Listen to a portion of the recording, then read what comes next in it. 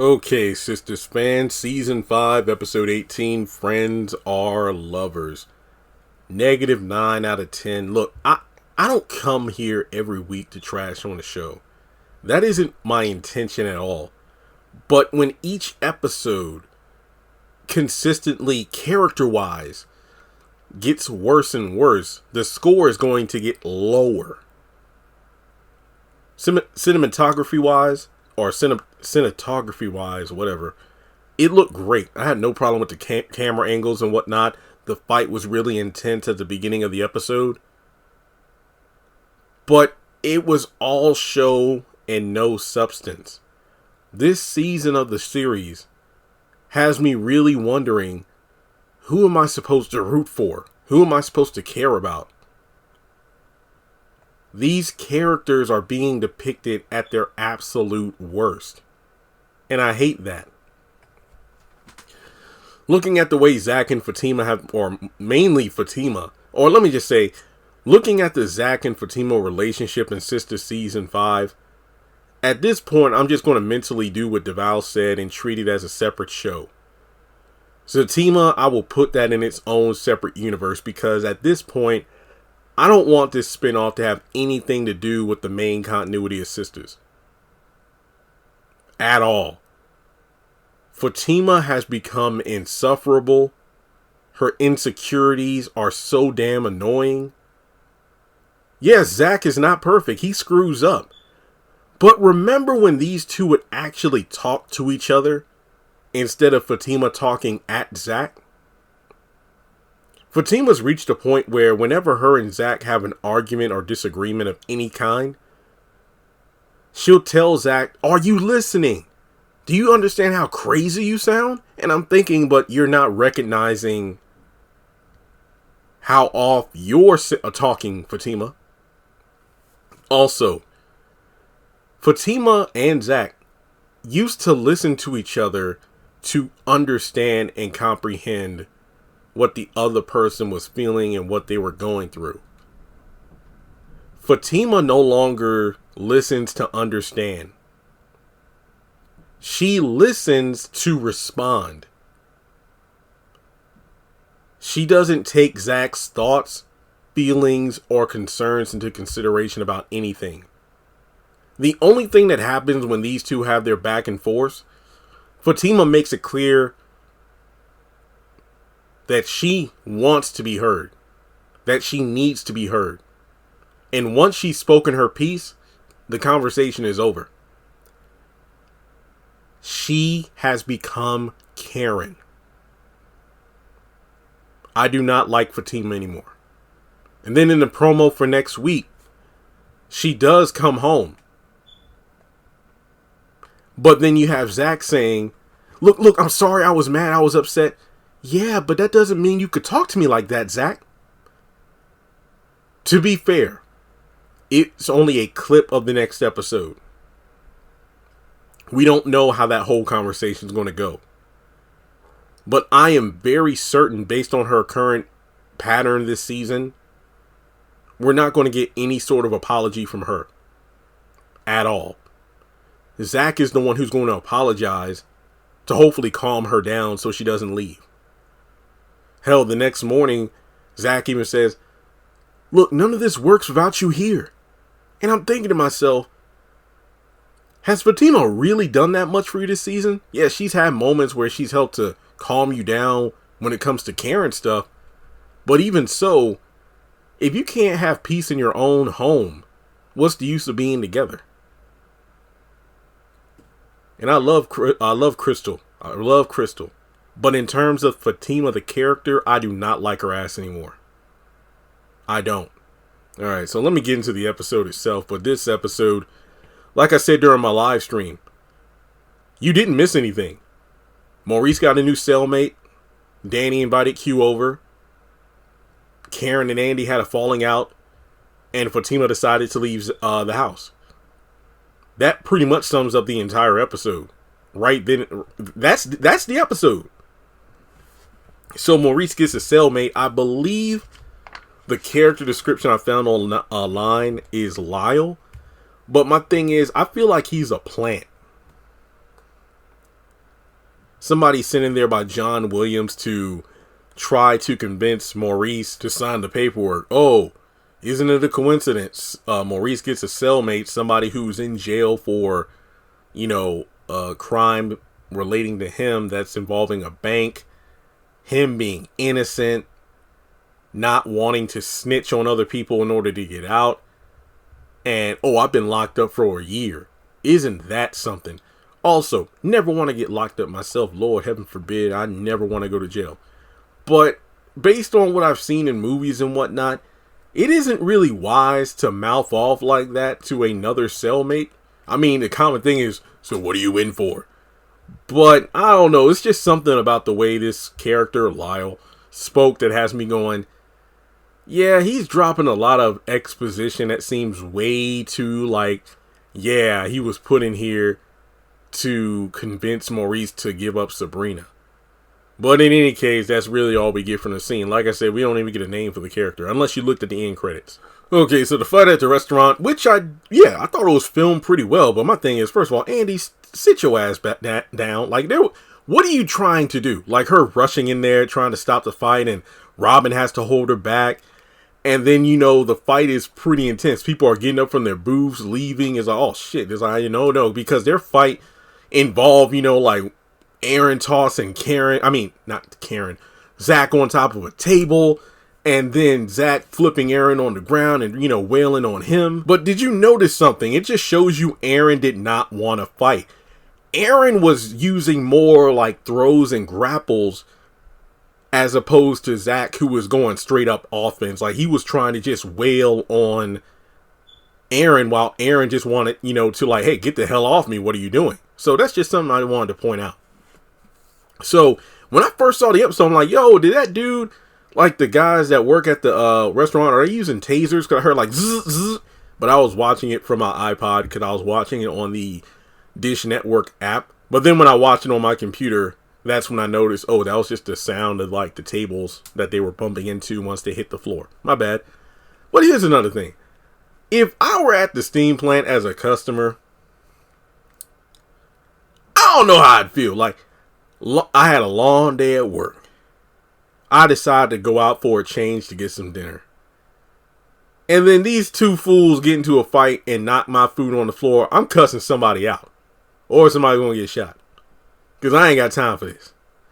But I maybe that's just me, because I wasn't even thinking about the fight. I was just thinking about the customers. Like, as a person who rarely goes out, and then the one time I do go out, some ignorant shit like this happens, I'd be mad.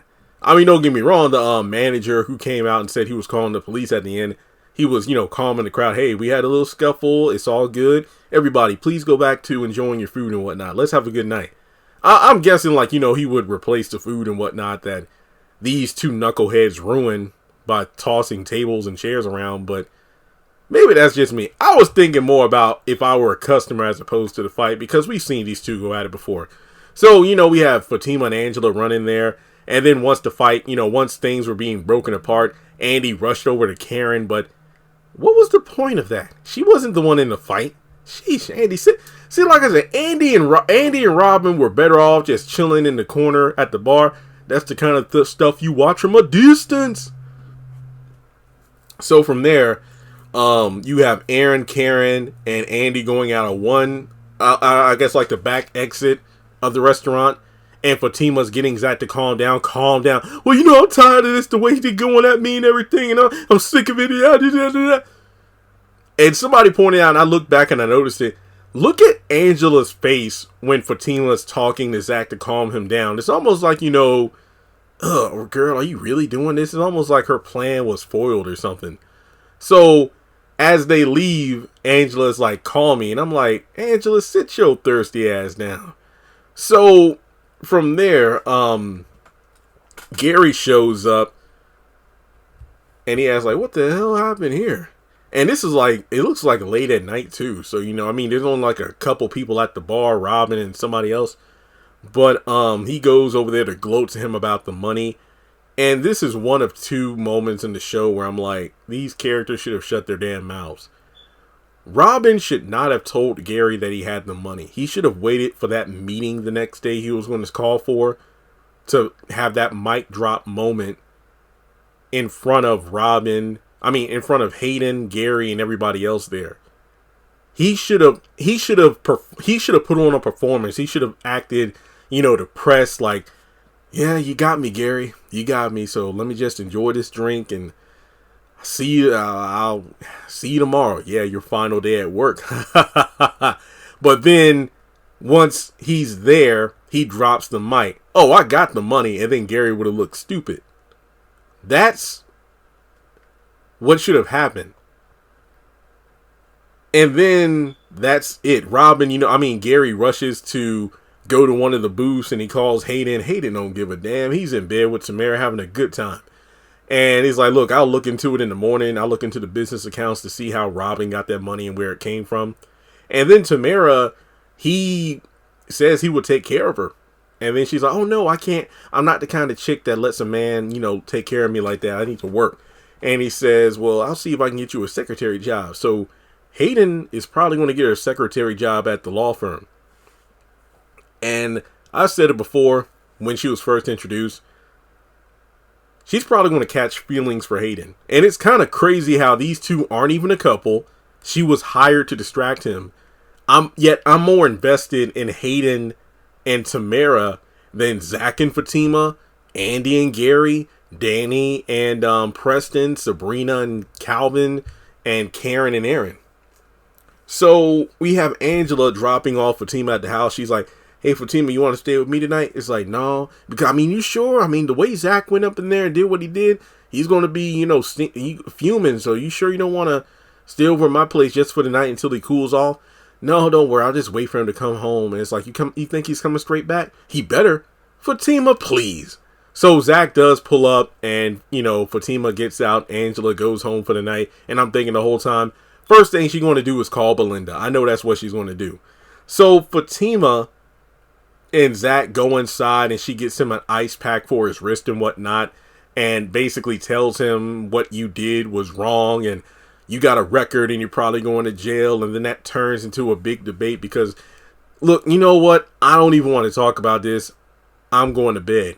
Yeah, you sleeping on the couch? Excuse me? No, you ain't sleeping in this bed. No, how you going to tell me where I'm going to sleep in my own house? Oh, what do you mean? Oh, you mean your house, huh?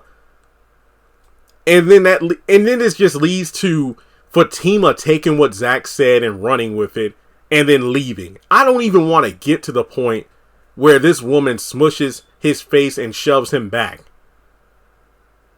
I don't like Fatima anymore, guys. I really don't. So she just decides to leave. Everything Zach said in this scene was gold. I still don't agree with how he handled the restaurant. I don't think he should have even went down there. But everything he said to Fatima in this scene before she left, 10,000% accurate. There was nothing about what he said that was out of pocket or incorrect. Fatima, here we go again. Yeah, you know what? It's got me feeling like my ex and how you doing. Shut the hell up. Zach dropped gems. And I'll tell you one thing, if Fatima hadn't come over there, if Madam hadn't come over there and threatened Deja, as soon as Fatima left, I bet Zach would have got a phone call. Hey, I heard everything that happened. Are you okay? Do you want me to come over or do you want to come over? Yeah, I bet Deja would have done that. But she says she's gone. Hey, get to stepping. Then from there, Karen blows up on Andy. And just like with Robin telling Gary about the money, Andy had absolutely, and they're at Karen's apartment, by the way, Andy had no reason at all to tell Karen what she knew about the photo. There was no pushing. There was no interrogation. Andy had no reason to open her damn mouth. Because at the restaurant in the last episode, wait, are you here because you knew I was here? Zach is coming. Do you know what that's about? Karen, I don't know anything. But now you open your mouth and you make yourself look incredibly bad. And then the way that Karen was barking at her to leave. Hey, tell me to leave once I'm gone. I ain't never coming back. I'm blocking your number. I'm taking you off the list at the penthouse. You can't come up there. Leave me the hell alone. But Andy, okay, I did feel bad for Andy in this scene because I'm kind of the same way. When somebody snaps on me like that, it's hard for me to find the words because one, I can't, especially if I can't believe this is happening. And two, it's like, yo, like the way you're coming at me, I don't like that. But people are like, well, why can't Andy find the words? I'm that kind of person, so I can definitely relate to her on that. But I'm not that eager to please. Like, if you catch an attitude with me like that, I'm gone. I'm walking out the door.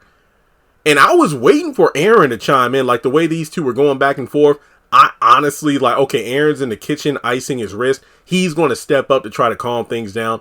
Here's where Andy fucked up. When Aaron, can you help me? Yeah. That was a mistake. That was on the same level as Sabrina saying, oh, do you think Zach will give the money to help Maurice? He ain't got shit to do with this. Why is he an option? And so I do agree with Karen. It's like, he ain't got shit to say about this. Okay, I'm like, well, Karen, you're right about that. But at the same time, as soon as she was like, get out, and then you betrayed me, get out, and then she went to her room. That's when Aaron tried to go over there to call, to check on Andy. And then Andy's going to give him attitude. Why couldn't you say something before? Don't be looking at him like that. Aaron ain't do a damn thing because it wasn't his place to. So as soon as Andy leaves, because Aaron's like, look, just give her time to calm down and maybe she'll talk to you tomorrow. And then, yeah, whatever. So you have Karen who I don't know what it is about these characters. Aaron, can you come in here? And I'm like, she sounds like a kid. I don't know what that was about. So Aaron comes in there and she's asking about the situation because she's upset. And then, Aaron does say, yeah, you did overreact and whatnot. And, she was really hurt about it. So he's like, look, I'm jealous of Fatima. The way she messed around my ex and, she's coming at my friends. No, all of your friends have come to Fatima. What the hell? Am I being unreasonable?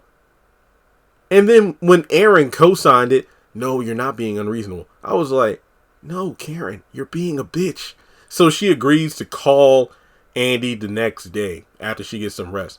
Well, then she needs to call Pam to check on the salon. And, she's micromanaging, but based on Pam's behavior, she needs to do it. The salon's still open because I think one of the stylist has a customer, and Pam promises to send her a video of everything being cut off once she's done. And from there, Karen's going to have to come in to open the shop because Pam's coming in late because she's up late in the shop. And that's about it. And okay, here's the funny part. So I thought, okay, yeah, Aaron's probably going to offer a foot rub or something to calm her down. But, in the midst of them talking, she does take off one boot before she gets on the phone. Notice, I thought maybe he would offer a foot rub. I'm like, nah, he got that ice pack and everything. His wrists are hurting. After getting off the phone, Karen just, stretches out. Ugh. Aaron's like, can I get you anything? Yeah, a new life. And then she stretches out. Take my boot off. And I'm like, this man, do you not see this man icing his wrist? Like, he can't really worry about your boot. Like, okay, I'm going to laugh because I know somebody's going to go off about those white boots. It never fails. But aside from that, we go over to Sabrina's place. Not much to say here. Sabrina didn't really bother me in the episode, thankfully, because she wasn't in it for that long. But really, it just boils down to her talking with Danny about not having a job and everything. And, being sad about the Maurice thing, and Danny reassuring her that, look, there's nothing you can do. You've done what you can. Maurice got himself into this mess. And then that leads into Danny's car revealed to still be in the shop. So is she like Ubering or something, or ride sharing to work? And remember, Q has Maurice's car. So I wonder if there's going to be a point where we're going to see him offering her a ride and she's riding around in Maurice's car. And also sleeping with the same guy who slept with Maurice. I think that's pretty crazy. But after she leaves, that's when she calls Q. And I've already done a separate video about how stupid it is that she's even interacting with this man. But it boils down to Q coming over and us getting a unnecessary 5-minute scene of him undressing, which is like the third one we've already gotten. So somebody at Tyler Perry Studios must really like seeing this guy without his clothes on. So he comes in, a couple things. Number one, you notice he's wearing his work clothes. Number two, you notice that he has his work vest. So I'm like, I'm surprised he didn't just leave that in the car.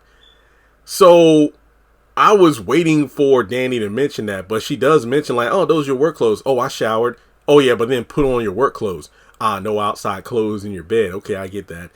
So he takes off his clothes. She wants him to stop, and he just keeps on going, well, hey, I'm very vulnerable right now. How about we go in the bed and you hold me? That's a woman move. You know how many times I've used that? So then, she asks if he has a condom, and, I don't feel bad for whatever happens to Danny. I really don't, because this is just incredibly stupid. It really is. Even she takes a moment. Look, what am I doing? You have an ankle monitor. This is ridiculous. What am I doing? But you know what? Q is wanting for him to do her. So they end up doing the nasty at some point, which just has me thinking, Preston thinks she's wife material? I don't know. So over at the penthouse, Andy calls Fatima, and she's driving around. She's saying she's going to stay at a hotel for the night, but Andy does offer her a place to stay since she has extra rooms at the penthouse, and Fatima says she'll come over, soon. Robin comes by to tell Andy about the whole Gary thing, and she says, I don't think it's a good idea that you told him, because don't underestimate Gary. He can be pretty crafty. And he just says, okay, well, hey, thanks. Everything is cool. And I just wanted to let you know. So he goes home, and, we'll see her at work tomorrow. Fatima comes over, and they pretty much talk about what went down with Zach and the fight and whatnot. And this is yet again another example of Fatima. Even though she's not part of the sister circle, she is just like these women. She will only tell one side of the story and make it where Zach is the villain. Zach went off talking about is my house. Okay, let me get the line of dialogue that really, really, really, really pissed me all the way off, because I was just, I couldn't believe she did this. Have a man invite me into his house talking about it's for us, and then start talking about it's his house. No, sir. And then Andy's co-signing all this while she's living in a penthouse that a man bought for her. And my response to Fatima is this. Zach only said it was his house because you were acting like it was your house by telling Zach he was sleeping on the couch instead of in the bedroom. You can miss me with all that shit. But then Andy sees that she's not wearing the engagement ring anymore, and she said, I'm gone. And Andy tries to calm her down. It's like, look, was the fight really that bad? Yes, it was, Andy. It was. You're the one who went off on Zach. Whenever they argue, Fatima's the one who takes it from like a 5 to an 11. Once Zach matches your energy, he needs to watch his tone. He needs to stop talking at you crazy. I don't like Fatima, y'all. So when she's like, well, look, you can't let Karen come between the two of you. And then Karen gets off the elevator. Yes, please don't.